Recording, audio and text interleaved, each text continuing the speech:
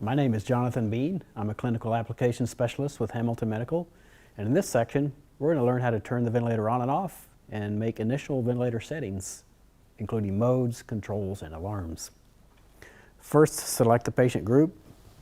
Adult pediatric is for adult and pediatric patients down to 3 kilograms, or select neonatal for newborns up to 30 kilograms. And you can also select last patient, which just inputs the settings from the last time the ventilator was used, so don't use that on new patients. Down here, you'll want to put in the patient information. Select male or female, and dial in the patient's height.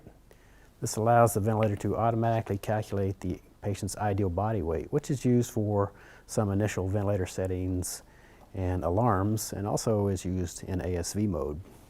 In between are 3 configurable quick setup buttons for each patient group. A quick setup refers to a group of settings you define, including patient characteristics, including group and weight, mode selection, some control settings, alarm settings, and weaning zone limits.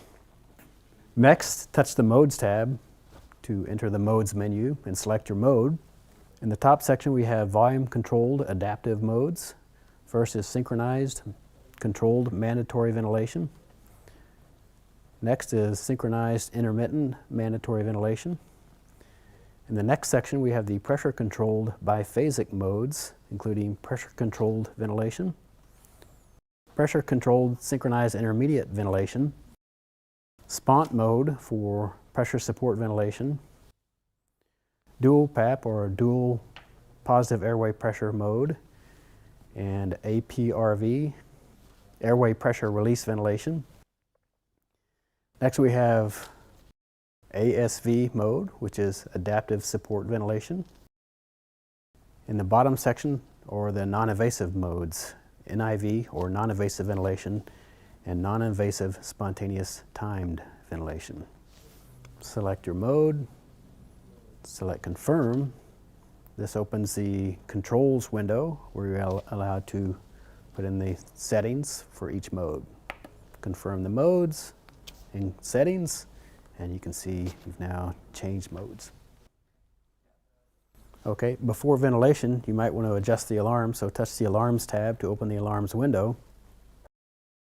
Across the top, you'll see the upper alarm limits, and across the bottom, the lower alarm limits. To adjust a limit, select the one you like to change and confirm.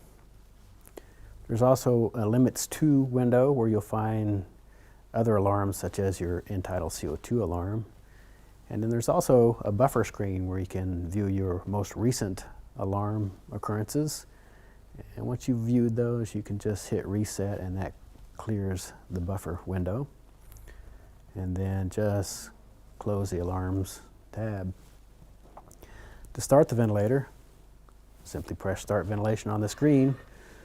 The ventilator will automatically start with the alarm silence activated. And after a couple of moments, you'll see your monitored values appear. To make another setting change while ventilating, your basic ventilator settings are here on the right. So just touch the basic ventilator setting you would like to change and confirm.